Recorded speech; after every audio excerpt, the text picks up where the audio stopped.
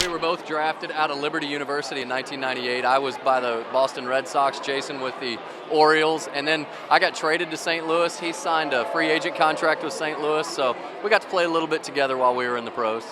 Very cool. What in after baseball, real estate exploded. Was it hard for baseball to end, or at the time? Well, you know, when we had to let go of the game of baseball, we really had to die to a dream. And that's why our book, the one that we wrote, Whatever the Cost, Facing Your Fears on one side, Dying to Your Dreams on the other, we specifically talk about how we wanted to make it to the big leagues, but how in the minor leagues we realized, you know, we've got young families, we need to make a decision here. And we let the game go. And what we learned is that we were defining ourselves by what we did and not who we were.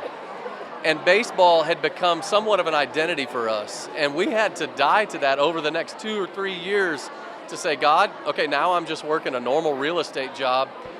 I'm not a professional baseball player. I'm not signing cards for anybody and again, but you still love us and we're still your kids. And so God taught us so much. It was tough. What did you learn about grace during that because that's a long span, 3 years before things really start to pick up. So what did you learn about, hey, God's grace is sufficient for me, even at a time where I just lost a dream? God's grace is sufficient for us at the height of the mountain or in the bottom of the valley. His grace is always sufficient wherever we are. And the Lord oftentimes allows us to become strong and increase our strength through the strain. So when we lost baseball and we became just normal, everyday working dudes, we had to get through that strain. And just God's grace was right there with us the whole way. That's really cool. Do you kind of feel like there's an identity crisis within athletes today because there is such a pressure on their performance and a pressure to meet those perceptions of absolutely. But when people are worshiped, it's going to lead people to find their identity in what's being worshiped. And if that's themselves, that's why so many professional athletes find their identity in what they do. And so we've got to get past this people worship. You know, we've got to recognize that God uses people. And so Christians especially need to be able to see God using somebody and not worship the person that he's using, whether that be, hey, look, we're big Stephen Curry fans. We love the guy, and he's a strong Christian. But I don't worship Stephen Curry. I like watching him play, but I see God playing through him. And when that happens, it helps the Stephen Currys of the world to not have his identity wrapped up in himself.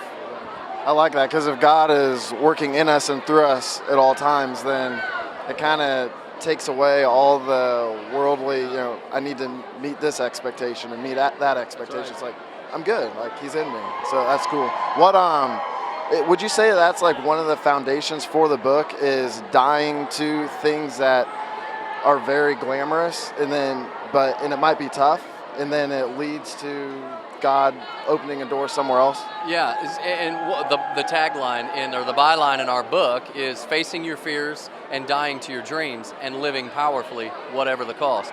We have to die to our dreams, and we talk about in our book, you got to hold what God gives you with an open hand. Because once you clench your fist, God will have to pry those fingers open if he wants to take it away from you. We experienced that in pro baseball. We also experienced it on reality television with HGTV. We just had to keep that with an open hand. And even now, as we're around all these cameras and everything, all of this fame and this kind of stuff, we just hold it with an open hand and say, God, we're going to glorify you no matter what. I want to be a godly dad. I want to be a good husband. And I want to be a leader in my community and glorify the Lord, whether I'm pushing a broom or swinging a bat in front of thousands of people. Last question here. How does it feel to look back on your story now?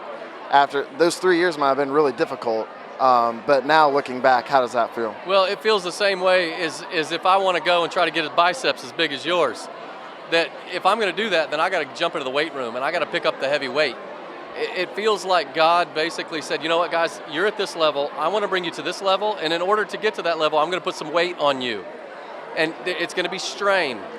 But that's the difference between an adrenaline rush and an endorphin release. Adrenaline is fight or flight. Endorphin release, that hormone in your body that you can only get after you go through strain, you have to go through the pain in order to experience peace.